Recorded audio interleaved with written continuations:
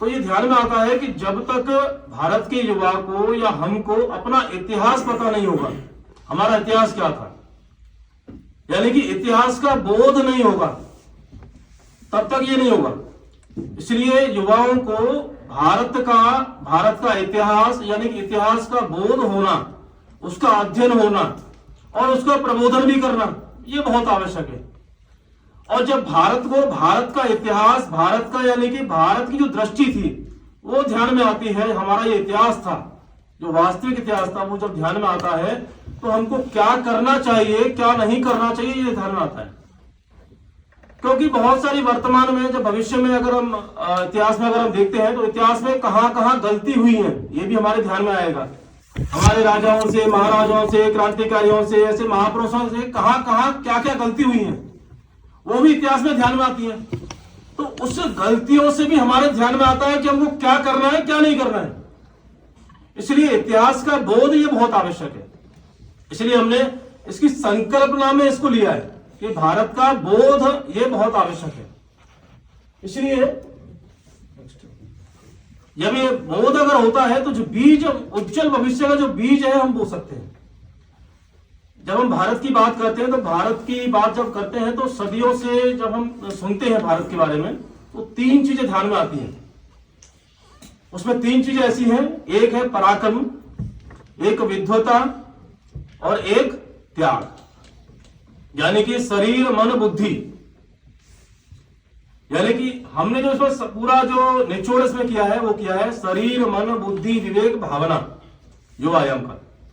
यानी कि त्याग, यानी कि जो हमारा भारत का युवा है वो त्यागी भी बने, पराक्रमी भी बने और विद्वान भी बने, ज्ञानी भी बने, यानी कि एक बौद्धिक योद्धा बने, ऐसा हमने सोचा है। और स्वामी विवेकानंद जी भी सदा कहते थे कि विनम्र बनो, शक्तिशाली बनो, साहसी बनो, ऐसा। इसलिए युवाओं का जो युवा आयाम का जो उद्देश्य है वो क्या है, एक वाक्य में अगर देखा होगा नीचे हमने लिखा था उसमें, यानी कि युवाओं को बलवान बनाना, मूल्यवान बनाना, संवेदनशील बनाना, उनको राष्ट्रभक्त बनाना और विद्वान बनाना, ये युवायाम का उद्देश्य है। इसलिए केवल बौद्धिक योद्धा निर्माण करना ये उद्देश्य नहीं है। तो अपना जो युवायाम का जो उद्देश्य है वो हमको थोड़ा स्पष्ट समझना पड़ेगा। इस उद्देश्य का वाचन हमको डेली, रोज, प्रतिदिन ये हमको करना पड़ेगा, ध्यान में रखना पड़ेगा। ये अपने युवायाम के कुछ 5 सोपान हैं जो आप देख रहे होंगे। सोपान कैसे हैं? हमारी ये दृष्टि है, दृष्टि हमारी कैसी होनी चाहिए? वह शास्त्रीय, समग्र और शाश्वत। शास्त्रीय मतलब शास्त्र आधारित, यानी कि वैज्ञानिकता से पूर्ण। समग्र और शाश्वत, यानी कि जो व्यक्ति है, जो व्यवस्था है वो लंबे समय तक टिकने वाली होनी चाहिए, इसलिए शाश्वत। इसलिए युवायाम के 5 सोपान हमने तय किए, ऐसा कुछ सोचे। पहला है सशक्त एवं साहसी, ये हमारी दृष्टि है। दूसरा है आंतरिक दृढ़ता एवं व्यवहारिक कुशलता। तीसरा है संवेदनशीलता और सृजनात्मकता। चौथा है वैचारिक प्रबुद्धता, जो केवल पहले था वैचारिक प्रबुद्धता, लेकिन अभी सभी जोड़ा है हमने। और अंत में राष्ट्र भाव से ओतप्रोत। ये 5 हमारे सोपान हैं, ये हमारी दृष्टि है। तो पहला हमारा जो दृष्टि का जो पहला है हमारा, वो है सशक्त एवं साहसी। सशक्त एवं साहसी यानी कि क्या? यानी कि प्रत्येक युवा को सशक्त और साहसी होना, दुस्साहसी नहीं। यानी कि सशक्त और साहसी कैसे होना? यानी कि युवा की या व्यक्ति की वास्तव में जब मन और बुद्धि कब काम कर सकता है? जब उसका शरीर ठीक होगा।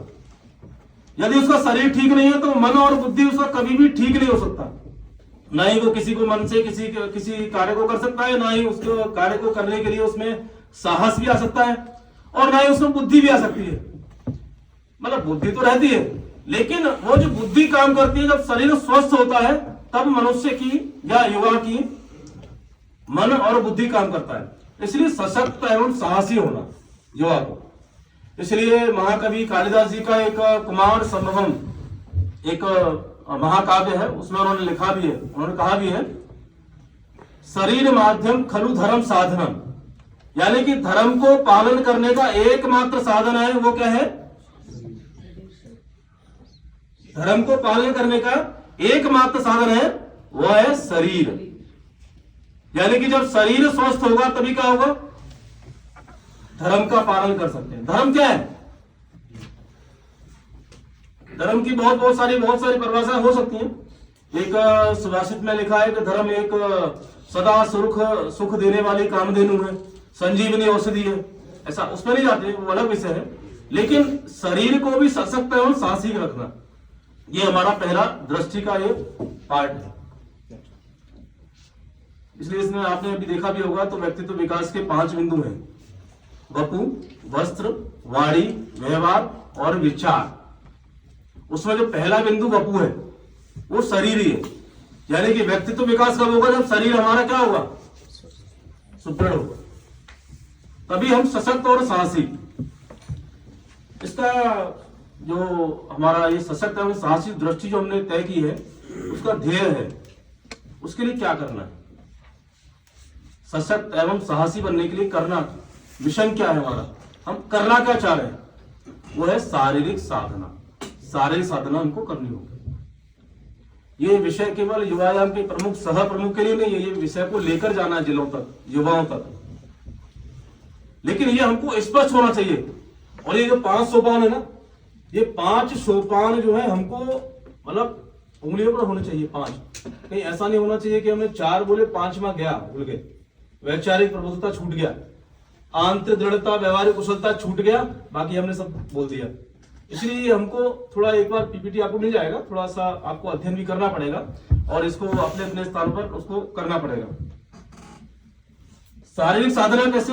अभी जैसे इसमें आपने देखा कि शरीर एक माध्यम है धर्म के पालन करने के लिए, और धर्म का पालन जब हम करते हैं तो हम देश का, समाज का, अपने लोगों का, सबका उत्थान कर सकते हैं। इसमें वो देख ही रहे हैं आप। इसलिए दूसरों को सुख पहुंचाने का धर्म सबसे बड़ा प्रभावी है, प्रभावी एक माध्यम है। इसका परिणाम क्या होगा? जब हम ये शारीरिक साधना करेंगे, एक्शन बाद में आएगा कैसे करेंगे, लेकिन इसका परिणाम क्या होगा? परिणाम अगर आप देख रहे होंगे उसमें धैर्य भी आएगा, उससे अनुशासन भी आएगा, उससे साहसिक प्रवृत्ति का विकास भी होता है, वो हम सबके अनुभव में भी आता है। शारीरिक क्षमता का विकास वो होगा ही, सारे साधना करेंगे हम तो। सृजनशीलता, विद्वता का विकास ये भी होगा ही उसके बाद। और राष्ट्र हित में कार्य करने के लिए हम ये शारीरिक साधना के कार्य हैं, एक्शन, ये हमको थोड़ा ध्यान में रखने पड़ेंगे, क्योंकि एक्शन करना है हमको। वो तो केवल दृष्टि और ध्येय वो ध्यान में रहेगा, लेकिन करना क्या है? शारीरिक साधना या सशक्त एवं साहसी, इसकी जो दृष्टि हमारी है और इसका ध्येय जो है शारीरिक साधना, उसके लिए करना क्या है? उसके लिए ये 3 एक्शन है। जिससे मंडल चलता है, मंडल के हम सभी सदस्य रहते हैं, हमारे भी सबके मंडल चलते ही हैं, तो उस मंडल में चर्चा हम लोग करते ही हैं। जो संख्या है वो सारा विषय रहता है, 1 घंटे का मंडल रहता है, वो सारा रहता है। लेकिन माह में जो 1 मंडल रहेगा, साप्ताहिक मंडल रहता है, 4 में से 1 मंडल में हम आसन, प्राणायाम, इस पर हम ये करेंगे। मंडल में आसन भी कराएंगे उनको, प्राणायाम भी करेंगे, वो सारा जो रहता है प्राण विद्या वो सारा भी कराएंगे, और अष्टांग योग पर प्रबोधन ये भी हमको करना है। ये हमारा पहला एक्शन है। दूसरा है जो हम बात करते हैं योग की और सैन्य प्रशिक्षण की, यानी कि योग व सैन्य प्रशिक्षण की जो आवश्यकता आज है, वर्तमान में है। अभी सरकार ने वो लेकर आए थे कि सैन्य प्रशिक्षण की आवश्यकता या अनिवार्यता होनी चाहिए, नहीं होनी चाहिए, वो लोगों को सुझाव दिए। तो इस पर जन जागरण, और जन जागरण के बाद उसका प्रबोधन, और प्रबोधन के बाद उसका प्रकाशन करना, ये थोड़ा हमको देखना पड़ेगा। ये दूसरा एक्शन है, इसलिए ये थोड़ा बहुत महत्वपूर्ण एक्शन है। तीसरा हमारा है जो हमारा योग है या शारीरिक खेल वगैरह हम लोग खेलते हैं और सिलेबस में रहता है, भारतीय खेल हैं, युद्ध कला, उन पर शोध लेख वो हम आमंत्रित कर सकते हैं। शोध पत्र लेखन प्रतियोगिता केवल इसी विषय पर आमंत्रित कर सकते हैं कर सकते हैं। तो ऐसे 3 इसमें एक्शन है, वो हमको थोड़ा ध्यान में रखना पड़ेगा। पहला जो है, मंडल में एक बार, अपने मंडल में एक बार आसन, प्राणायाम और अष्टांग, ये सभी को आपको भाग करना है। भाषण नहीं दे रहा मैं, भौतिक नहीं है। दूसरा क्या है, पर जन जागरण, प्रबोधन और प्रकाशन। तीसरा क्या है, एवं शारीरिक शिक्षा तथा भारतीय खेल और युद्ध कला और शोध। ये हमारे एक्शन है, पहला। दूसरा, नेक्स्ट, दूसरा जो हमारा दृष्टि, जो हमारा है विजन, वो है आंतरिक दृढ़ता और व्यवहारिक कुशलता। आंतरिक दृढ़ता यानी कि क्या, यानी कि वास्तव में जो सहज प्राकृतिक अपेक्षाएं जो रहती हैं उनसे दूर हो जाना, यही हमारी आंतरिक दृढ़ता है। बहुत सारी सहज प्राकृतिक अपेक्षाएं रहती हैं, उनसे परे हो जाना, यही आंतरिक दृढ़ता है। और जब इनसे हम परे हो जाते हैं तो जो लक्ष्य केंद्रित हमारा जो कार्य है, हम उसको पूर्ण कर सकते हैं। और आंतरिक दृढ़ता की जब हम बात करते हैं तो आप इसमें अगर देख रहे होंगे तो पतंजलि योग सूत्र, इसके लिए हम पतंजलि योग सूत्र, इसका भी हम लोग अध्ययन कर सकते हैं। आंतरिक दृढ़ता के लिए पतंजलि योग सूत्र, ये हम लोग अध्ययन भी कर सकते हैं और इसको लेकर भी जा सकते हैं। उसमें योग चित्त वृत्ति निरोध, यानी कि योग ही जो चित्त में जो वृत्ति आती है उनका निरोध करता है। इसलिए ये जो 5 यम और 5 नियम जो हैं, उनका भी अभ्यास हमको करना है, हमको भी करना और कराना, ये एक आवश्यक इसके अंतर्गत रहेगा। दूसरा इसमें है व्यवहारिक कुशलता, यानी कि जब आंतरिक दृढ़ता जब आती है तो व्यवहारिक कुशलता को युवा लक्ष्य केंद्रित करने की दृष्टि भी उसमें आती है। इसलिए बुद्धि की स्थिरता की जब हम बात करते हैं तो नीचे आपने देखा ही होगा, गीता का हम लोग पाठ अध्ययन कर सकते हैं। दूसरा इसका मन की इसके लिए पतंजलि, नेक्स्ट नहीं, दूसरा वाला आंतरिक दृढ़ता और व्यवहारिक कुशलता, इसका ध्येय 2 वाक्यों में लिखा है, योग प्रशिक्षण के द्वारा आंतरिक दृढ़ता का विकास। देखिए वो वहां पर भी आपको योग दिख रहा है, पहले वाले में भी है ना, सारी साधना में, लेकिन वो मिलता जुलता है। लेकिन वो आंतरिक दृढ़ता का जो विकास है वो किससे होने वाला है, योग से ही। इसके लिए अलग अलग प्रकार के हम लोग इवेंट कार्यक्रम कर सकते हैं। दूसरा, कौशल प्रशिक्षण के द्वारा आत्मनिर्भरता कैसे आए, ये हमारा ध्येय है। नेक्स्ट, इसके लिए एक्शन क्या करना है, ये 4 हमारे एक्शन है। इसलिए व्यक्तिगत जीवन में नियम पालन से आंतरिक दृढ़ता बढ़ती है। जैसे हमने अभी तय किया कि हम सभी लोग पूरे 4 सत्रों में मोबाइल को स्विच ऑफ रखेंगे, यानी कि 4 सत्र के बाद ही हम क्या करेंगे, मोबाइल ऑफ करेंगे या मोबाइल देखेंगे नहीं। या व्यक्तिगत जीवन में हमने तय किया कि मैं सुबह 4 बजे ही उठूंगा तो सुबह 4 बजे उठूंगा। या व्यक्तिगत जीवन में मैंने तय किया कि मैं संगठन के कार्य के लिए इतना समय दूंगा तो इतना समय मैं दूंगा ही, ये मैंने तय किया है। या व्यक्तिगत जीवन में बहुत सारे निर्णय हम लेते हैं और ये आंतरिक दृढ़ता को बढ़ावा देते हैं। इसलिए ये योग इसके लिए बहुत एक आवश्यक साधन है। दूसरा, इसके लिए हम एक ये काम भी कर सकते हैं, योग केंद्रों का संचालन भी अपने अपने स्तर पर कर सकते हैं, ये भी हम लोग कर सकते हैं। दूसरा, कौशल विकास की हम बात की है, व्यवहारिक कुशलता और कौशल विकास, यानी कौशल विकास के लिए क्या करना है हमको, ये युवाओं को ये विषय लेकर जाना है। इसके लिए संगोष्ठियों का आयोजन करना, कार्यशालाओं के माध्यम से प्रबोधन करना, ये एक दूसरा काम। इसलिए बहुत सारे हमारे बंधु रहते हैं तो ये काम भी हम लोग युवायाम ले सकता है। तीसरा है जो कौशल विकास केंद्रित प्रशिक्षण करना, जैसे एप्लीकेशन डेवलपमेंट, उसके भी हम प्रशिक्षण हम लोग कर सकते हैं अपने अपने जिले स्तर पर, जहां पर बहुत सारे इंडस्ट्री वगैरह हैं उनके साथ, या कोई सॉफ्टवेयर कंपनी है उसके साथ मिलकर, ये भी हम ऐसे लोगों के साथ ये प्रशिक्षण वगैरह भी हम लोग प्रारंभ कर सकते हैं। और अंत में है कौशल विकास केंद्रित प्रकाशन, जो हमने प्रबोधन किया, जो हमने प्रशिक्षण किया वो आने वाली पीढ़ी को भी जाना चाहिए, सभी के पास जाना चाहिए। इसके लिए उसका प्रकाशन भी करना, ये अपना इसके एक्शन है। ये दूसरा जो दृष्टि हमारा वो। तीसरा है संवेदनशीलता और सृजनात्मकता।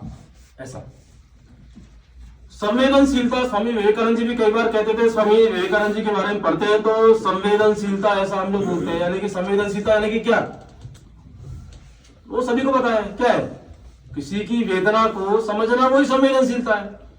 यानी कि कोई दुखी है, कोई कष्ट में है, कोई परेशानी में है, ये समझना कि उसका जो कष्ट है वो मेरा ही कष्ट है, यानी कि उसकी वेदना मेरी वेदना, वही संवेदनशीलता है। इसलिए संवेदनशीलता बढ़े युवा में, संवेदनशीलता हो, और संवेदनशीलता बढ़ने से उसके ध्यान में आता है तो सृजनात्मकता बढ़ती है। इसलिए बहुधा प्रचलित वाक्य आप लोग देखते होंगे, सेवा ही परमो धर्म, ऐसा बहुत बार सुनते हैं हम लोग, करते हैं क्या? अनेक दीवारों पर देखने को मिलता है, बहुत सारे लोग बोलते हैं, बहुत बड़े बड़े विद्वान, बहुत बड़े बड़े उद्यमी, ये सभी बोलते हैं और करते भी हैं। यानी कि मनुष्य का सबसे बड़ा कर्तव्य क्या है? वो सेवा है। इसलिए ये हमारा तीसरा दृष्टि है। नेक्स्ट, इसके लिए हमारा ध्येय क्या है? ध्येय हमारा इसके लिए स्पष्ट है, यह है सामाजिक अनुभूति एवं सेवा। यानी कि समाज में रहकर हमको अनुभूति करना है। जब समाज में जाएंगे, समाज को देखेंगे, समाज को समझेंगे, समाज में जब घुल मिल जाएंगे, तब उसको हम समझ सकते हैं, तब हमारी संवेदनशीलता बढ़ सकती है। छोटी छोटी बस्तियों में जाकर देखेंगे, बस्ती में बच्चा कहाँ बैठा है, बच्चा कैसे खा रहा है, माता पिता, बड़े बूढ़े छोटे बच्चे कैसे। अभी मैं वहां था एक स्थान पर, किसी के पैर में चोट लगी थी। अब चोट लगी थी तो उसके पास सर्दी का समय था, सर्दी में उसके पास ओढ़ने के लिए भी वो नहीं था, खुले में था। जहां हम लोग हीटर में बैठ के सोते हैं, वो बेचारा एक छत के मतलब अंबर के नीचे था। वो संवेदनशीलता आती है। तो कुछ लोगों ने हमें सोचा कि क्यों ना इनके लिए कुछ किया जाए, तो सोचा एक उनके लिए एक पंडाल टाइप का बनवाया और थोड़ा कुछ उनको कपड़े वगैरह गर्म कपड़े दिए। तो ये संवेदनशीलता, यानी कि समाज में जाने से ही, समझने से ही, उनको देखने से ही वो ध्यान में आती है। दूसरा, समाज को पास से देखना, सुनना, समझना, अध्ययन करना, ये तो हुई क्या, अध्ययन भी करना, और उसके बाद अध्ययन के पश्चात उसका अवलेखन भी करना, और अवलेखन के बाद उसका अनुवर्तन भी करना। ये भी एक बहुत बड़ा काम है। अवलेखन के बाद ध्यान में आता है बहुत सारे विषय कि अपने प्रांत में ऐसा है, इस जिले में ऐसा है, उस गांव में ऐसा है, वो ध्यान में आता है। कभी कभी ध्यान में आता है कि ऐसा किसी ने लेख लिखा कि ऐसे ऐसे यहाँ पर ऐसी ऐसी स्थिति परिस्थिति वगैरह है, और किसी एक व्यक्ति ने, बाहर का व्यक्ति ने, बहुत बाहर का कोई जिले का व्यक्ति, उसने वो पढ़ा, उसके ध्यान में आया, वो व्यक्ति उस जिले से चलकर उस जिले के गांव में आता है और वहां जाके सारी व्यवस्था करने को तत्पर होता है। ऐसा भी होता है। तो इसलिए अनुवर्तन में समाज को भी प्रेरित करना है, अभिलेखन के माध्यम से या अन्य प्रकार के माध्यम से, संवाद के माध्यम से उनको भी प्रेरित करना है। इसलिए समाज की सहभागिता ये भी इसमें आवश्यक है। तीसरा है, अनुवर्तन के पश्चात नीति निर्माण के लिए भी प्रयास करना है। यानी कि उसके लिए, उस गांव के लिए, वो गांव में जो लोग रहते हैं, जो वंचित हैं, उनके लिए हम कोई नीति बना सकते हैं क्या? और जो नीति बनाई है वो केवल एक गांव तक सीमित न होकर, वो नीति जो है उसका लेख प्रकाशन भी करना, लेख के माध्यम से, और उसको समाज के सामने रखना। ये मैंने ऐसे करके दिखाया है। युवायाम जिंद प्रांत या जिंद के छोटा जिला है, वह हमने करके दिखाया है, या दिल्ली प्रांत का एक छोटा जिला है, इसमें ऐसा हमने करके दिखाया है। दूसरे लोग भी उससे प्रेरित होंगे ऐसा। और समाज में जो अंतिम व्यक्ति है, गांव का जो अंतिम व्यक्ति, जो पिछड़ा है, जो जिसको कोई देख नहीं रहा, उस वंचित समाज को भी उत्थान के लिए भी प्रयास इसके माध्यम से करना। ये संवेदनशीलता और सृजनात्मकता, ये दृष्टि है। नेक्स्ट, इसके लिए करना क्या है? दृष्टि तो क्लियर हो गया, ध्येय हमारा क्या है, मिशन क्या है, हमको ये करना है, लेकिन करना कैसे? इसके लिए भी कुछ इवेंट है। जैसे दिल्ली प्रांत में अनुभूति शिविर का संचालन हुआ था 21 दिन का। उस अनुभूति शिविर में गीता पठन, ये सारा सत्र, अलग सत्र थे। उस अनुभूति शिविर में अनुभूति कराई गई, अलग अलग विषयों के विषय विशेषज्ञ वहां पर आए थे। अलग अलग विषयों के विशेषज्ञ उन्होंने वहां विषय भी रखे थे, अनुशासन वो सारा सिखाया था। अलग अलग गांवों में जाकर और अलग अलग स्थानों पर जाकर वहां कुछ उनको अनुभव, 3 दिन के लिए कहीं बाहर भी गए थे वो लोग, उन्होंने जाकर कुछ देखा भी था, कुछ आर्मी के वहां गए थे, हाँ सैन्य जो प्रशिक्षण वहां रहता है वहां गए थे। तो अनुभूति शिविर के आयोजन के माध्यम से संवेदनशीलता एवं सृजनात्मकता का विकास करना, मुक्त चर्चा के माध्यम से विविध विषयों का विश्लेषण एवं प्रकाशन करना। मुक्त चर्चा का आयोजन कर सकते हैं, उसमें क्या क्या विश्लेषण है, विश्लेषण लिख रहे हैं उसका प्रकाशन करना, ये भी कर सकते हैं। तीसरा जो है विकसित भारत मेरी संकल्पना, यानी कि प्रत्येक युवा में, प्रत्येक व्यक्ति में या किसी भी कोई गांव में कोई भी व्यक्ति है, उसके मन में कुछ ना कुछ रहता है विकसित भारत, मतलब भारत के लिए ऐसा होना चाहिए। और कभी कभी वो जो बात होती है या कोई उसका जो वाक्य होता है या उसका कोई भाव जो रहता है, वो कभी कभी ध्यान में आता है कि वो अगर वो हमको मिल जाता है तो उसके माध्यम से, उस वाक्य के माध्यम से या उस वार्ता के माध्यम से हम कुछ अच्छा कर सकते हैं भारत के लिए, और वो एक मॉडल बन सकता है। इसलिए युवा की जो अभिव्यक्ति है उसको बाहर निकालना, पोस्टर के माध्यम से, पीपीटी के माध्यम से, मॉडल के माध्यम से उसको बाहर निकालना। और जो हमने प्रतियोगिता इसके अंतर्गत की, जो विकसित भारत मेरी संकल्पना, इसके अंतर्गत जो भी प्रतियोगिता हम करेंगे, पीपीटी, पोस्टर, प्रेजेंटेशन या मॉडल जो भी, उसके माध्यम से अपने प्रांत स्तर पर, जिले स्तर पर, विश्वविद्यालय स्तर पर उनको पुरस्कार भी कर सकते हैं, पुरस्कार भी दे सकते हैं, ऐसा भी अपने स्तर पर कर सकते हैं। और अंत में है इसमें मी फॉर माई नेशन, मैं मेरे देश के लिए, ये भाव, मतलब इस वाक्य से एक भाव ही आता है कि मैं मेरे देश के लिए, मी फॉर माई नेशन, ऐसा।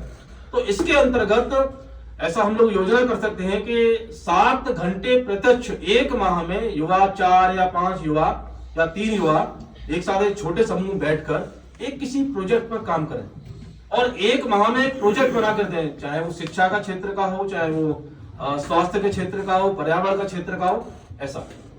और उनको बाद में अपने प्रांत स्तर पर, विश्वविद्यालय स्तर पर कोई कार्यक्रम करके उसको हम लोग क्या कर सकते हैं, पुरस्कृत कर सकते हैं। ये हमारा तीसरा है। नेक्स्ट, चौथा है जो बहुत महत्वपूर्ण है, वैचारिक प्रबुद्धता, जिसकी हम अब तक बौद्धिक योद्धा की हम लोग बात करते थे। तो अभी आपके ध्यान में आया होगा क्योंकि आपने सशक्त एवं साहसी भी देखा, दूसरा अंत दृढ़ता भी देखी, और तीसरा क्या देखा, संवेदनशीलता और सृजनात्मकता। चौथा क्या आ गया हमारा, वैचारिक प्रबुद्धता। ये केवल बौद्धिक योद्धा की बात नहीं करनी है, ये समग्र, शाश्वत और शास्त्रीय विकास की बात कर रहे हैं हम। अभी वो अंत में भी विषय आएगा, बहुत सारे युवा संगठन, युवाओं के संगठन भी काम करते हैं, वो विषय बाद में आएगा, जो केवल परिचय का है। यानी कि वैचारिक प्रबुद्धता क्या है, तो आपके ध्यान में आता है अंधविश्वास से दूरी। यानी कि क्या, जैसे कोई विषय है, कोई विषय आया, अभी राम मंदिर का विषय आया, लोग कूद गए, मतलब कोई विषय आता है प्रांत में या देश भर में, लोग कूद जाते हैं, लेकिन उसको पता नहीं है पीछे क्या है, उसके तर्क क्या है, प्रमाण क्या है, कोई नहीं पता है, कूद गए, बोल रहे उल्टा सीधा जो आ रहा है मन में। लेकिन जो विषय जो हमको रखना है, यानी कि वैचारिक प्रबुद्धता, यानी कि क्या, अंधविश्वास से परे हो जाना, तर्क के साथ, शोध के साथ, यानी कि प्रमाण के साथ विषय को रखना, ऐसे युवाओं को तत्पर करना, ये है वैचारिक प्रबुद्धता। यानी कि आप देखेंगे इसमें भगवत गीता का जो अध्याय 2 का जो 45वां श्लोक है, हमको सबको पढ़ना भी चाहिए, ध्यान में रखना चाहिए। यानी कि निर्द्वंदो नित्य सत्वस्थो निर्योग क्षेम आत्मवान, यानी कि द्वंद्व से मुक्त होकर सत्य की स्थिति में स्थित हो जाना, यही वैचारिक प्रबुद्धता है। यानी कि द्वंद्व से मुक्त हो जाना, यानी कि जो आपके पास लाभ, हानि, रक्षा का जो विषय आता है ना, भाव जो आता है मन में, उससे परे हो जाना।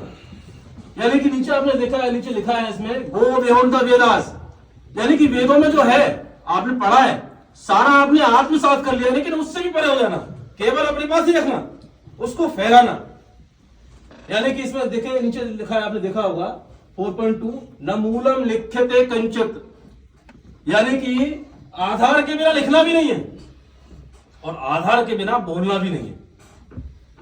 अगर उसका आधार हमको नहीं पता तो हमको लेख नहीं लिखना है, उसका रेफरेंस क्या है, तर्क कहां है, वो तर्क के साथ बताना है। जो हमने बोला है, युवा एज ए युवाएं के कार्यकर्ता हम बहुत सारे विषय रखेंगे आगे, उस जो विषय हम लोग रखने वाले हैं उस विषय का प्रमाण क्या है, उसका तर्क कहां पर दिया है, यानी कि तर्क के साथ वो विषय रखना है। रेफरेंस कहां पर है, यानी कि रेफरेंस बिंदु भी जोड़ना है, रेफरेंस भी देना है। जैसे सुधांशु त्रिवेदी जी बोलते हैं ना, तो सुधांशु त्रिवेदी जी उसका रेफरेंस भी देते हैं साथ में। और अंत में है अनुसंधान, अनुभूति और तर्क के आधार पर समस्याओं का समाधान करना। जो समाज में जाकर हमने देखा है, जहां वो समस्या है, उस समस्या का जो समाधान है वो अनुभूति के आधार पर, अनुसंधान के आधार पर उसको करना और तर्क के आधार पर करना। हम चिंता नहीं करने वाले युवाओं के माध्यम से, हम उस चिंतन के आधार पर, चिंतन के माध्यम से हम समाधान करने वाले हैं और एक ऐसा युवा खड़ा करने वाले हैं, ऐसा वैचारिक प्रबुद्ध युवा खड़ा करने वाले हैं जो विद्वान भी होगा, जो राष्ट्रभक्ति भी होगा, जो संवेदनशील भी होगा और जो सशक्त एवं साहसी भी होगा, यानी कि मूल्यवान भी होगा और बलवान भी होगा। ये हमारा ध्येय स्पष्ट हमको करना है, रखना है। विषय बहुत सारे इसमें है बोलने के लिए, लेकिन समय का ये अंतिम ये इसका ध्येय है, मिशन लेकर के जाना है। यानी कि इसके माध्यम से हम करेंगे क्या, युवाओं का तार्किक बुद्धि का विकास, ये हमको करना है। दूसरा क्या करना है, आधार के साथ विषय प्रस्तुति की मानसिकता, यानी कि जो विषय प्रस्तुति जो करना है युवा को, या जो विषय रखना है, जो विषय बोलना है, उसका आधार होना चाहिए, निराधार नहीं। और अंत में है प्रमाण आधारित चिंतन, यानी कि जो चिंतन है हमारा उसका प्रमाण होना चाहिए, प्रमाण आधारित चिंतन। प्रमाण की अगर हम बात करते हैं तो एक होता है प्रत्यक्ष प्रमाण, एक होता है अनुमान और एक होता है शास्त्र आधारित प्रमाण। प्रत्यक्ष यानी कि हमने स्वयं देखा है, अनुमान यानी कि प्रत्यक्ष के बाद अनुमान प्रमाण, और अंत में शास्त्रों में जो लिखा है वह प्रमाण। ये करना होगा, इसके लिए काम बहुत बड़ा है, इसके लिए अध्ययन भी हमको करना पड़ेगा। अध्ययन बहुत आवश्यक है। ये कुछ एक्शन है जो हमको इसमें वैचारिक प्रबुद्धता के लिए हमको करने हैं, प्रांत स्तर पर, जिले स्तर पर और स्वयं के स्तर पर। पहला इसमें ऐसा है, राष्ट्रीय महत्व के विषयों पर व्याख्यान आयोजित करना, लेख लिखना, लेख लिखने के लिए उनको प्रेरित करना। दूसरा है शोध विधि प्रशिक्षण आनंदशालाओं का आयोजन करना। इसके ये हमारा एक एंट्री पॉइंट हो सकता है विश्वविद्यालय में प्रवेश करने का, कॉलेज में घुसने का। मतलब शोध पत्र हम कैसे ले सकते हैं, how to write a research paper, इसके माध्यम से हम लोग विश्वविद्यालय में, महाविद्यालय में हम लोग एंटर कर सकते हैं। ये हमारा एक एंट्री पॉइंट हो सकता है। विद्यार्थी जुड़ेगा कैसे, युवा जुड़ेगा कैसे। तीसरा है शोध पत्र लेखन प्रतियोगिताओं का आयोजन करना, यानी बहुत सारे विषय केवल केंद्र ने दिया है, आइडिया फॉर विकसित भारत दे दिया तो तभी करेंगे, बाकी तो फिर बैठेंगे। अपने स्तर पर, प्रांत स्तर पर, एक माह के अंदर, जिले के स्तर पर, विश्वविद्यालय के स्तर पर हम लोग ये कर सकते हैं, ये करना। और अंत में है राष्ट्रीय महत्व के विषयों पर मंडल का संचालन करना। मंडल को करते ही हैं हम लोग, तो राष्ट्रीय महत्व के विषयों पर, जैसे हमने यूसीसी का विषय लिया था, व्याख्यान करना यूसीसी का विषय, या बहुत सारे करंट विषय जैसे एनआरसी का विषय आजकल है, वो विषय ले सकते हैं, चर्चा कर सकते हैं, संवाद कर सकते हैं। ऐसे अनेक विषय भी, ये केवल एक प्रारूप है, और भी विषय हम लोग कर सकते हैं, चर्चा, परिचर्चा, ये सारा भी कर सकते हैं। और अंत हमारा जो है वो है राष्ट्र भाव से ओतप्रोत। पांचवा, ये हमारा दृष्टि, यानी कि प्रत्येक युवा को राष्ट्र भाव से ओतप्रोत ये होना चाहिए। और इसलिए राष्ट्र भाव से ओतप्रोत यानी कि क्या, ये थोड़ा हमको समझना ही पड़ेगा। वो पहले उसमें आया था संकल्पना में, भारत को जानना, भारत का इतिहास, यानी कि भारत को हमको जानना पड़ेगा, भारत को समझना पड़ेगा, भारत को हमको जीना पड़ेगा, तब राष्ट्र भाव से ओतप्रोत ये हम संकल्पना पूर्ण कर सकते हैं। यानी कि क्या, यानी कि भारत का जो विचार है वो हमको समझना पड़ेगा, भारत का जो इतिहास है वो हमको समझना पड़ेगा, भारत के जो महापुरुष हैं वो हमको समझने पड़ेंगे, वो ध्यान में रखने पड़ेंगे। भारत के तीर्थ क्षेत्र, भारत के नदियां, भारत के पर्वत, उनके बारे में अध्ययन करना पड़ेगा, उनके बारे में जानना पड़ेगा। और अंत में जो हमारा भारत का जो वैश्विक नेतृत्व जो रहा है और जो अभी भी है, मोदी जी के बात हम कर रहे हैं तो आज भी हम देख रहे हैं तो पूरे भारत का जो जिस प्रकार से विश्व में आज हमारा जिसको बोलेंगे विश्व गुरु बोलने के लिए या विश्व गुरु बनने की और हम लोग अग्रसर हैं, वो ठीक है। लेकिन हमारा भारत में जो पहले वैश्विक नेतृत्व जो था हमारा पहले, वो क्या था, वो भी ध्यान में रखने की आवश्यकता है। इसलिए जो 5 बिंदु हैं, भारत को जानना, भारत को मानना, भारत को समझना, यानी कि भारत का विचार, इतिहास, महापुरुष, तीर्थ क्षेत्र और वैश्विक नेतृत्व, ये ध्यान में रखना पड़ेगा। जब ये हम ध्यान में रखते हैं तो राष्ट्रभाव से ओत ये हम करते हैं। और इसलिए यजुर्वेद का आप अध्याय 9 का 23वां जो श्लोक अगर आप देखेंगे तो उसमें मोदी जी ने भी कहा था, वयम राष्ट्रे जागृयाम पुरोहिता, यह भी कहा था मोदी जी ने, आह्वान किया था। वयम मतलब मैं नहीं, हम सब, यानी कि हम सबको क्या करना है, जागृत होना है राष्ट्र के लिए। वयम राष्ट्रे जागृयाम पुरोहिता, यानी कि हम कुल का हित करने वाले लोग हैं। हमारी राष्ट्रीय संपदा, राष्ट्रीय समृद्धि, राष्ट्रीय आत्मीयता, ये सारे जो भाव हैं इसके अंदर है। और श्री गुरुजी भी कई बार एक वाक्य वो कहते थे कई बार, और वाक्य बहुत प्रचलित भी संघ में है, राष्ट्राय स्वाहा इदम राष्ट्राय इदम नमम। जो सब कुछ है वो राष्ट्र का है, सब कुछ राष्ट्र के लिए है, मेरा कुछ नहीं है, और सब कुछ राष्ट्र को ही समर्पित है। इस प्रकार का भाव हमको जागृत करना है अपने भी अंदर और प्रत्येक युवा के अंदर। काम अपना बहुत बड़ा है और काम ये बड़ा भी है, इसलिए एक युवायाम के प्रमुख से सह प्रमुख से होने वाला नहीं, इसलिए टोली बनाना पड़ेगा। ये विषय बाद में आएगा। ध्येय क्या है इसका, स्वयं के लिए स्वल्प और राष्ट्र के लिए सर्वस्व, ये इसका ध्येय। इसके लिए करना क्या है, मिशन क्या है, ये थोड़ा देखना पड़ेगा। राष्ट्र के प्रति गौरव, प्रेम, समर्पण, इस सबका भाव जागरण करना, ये करेंगे हम, ये हमारा मिशन। दूसरा, राष्ट्र के लिए अधिकतम समय देने वाले ऐसे लोग बनाना, ऐसे लोग खोजना, इसके लिए प्रयास करना। तीसरा, भारतीय ज्ञान परंपरा और राष्ट्र भाव से जागरण से संबंधित जो ग्रंथ हैं उनका साहित्य का अध्ययन, उनका प्रकाशन और प्रबोधन, ये करना, ये इसका मिशन है राष्ट्र भाव से ओतप्रोत। इसके लिए करना क्या है,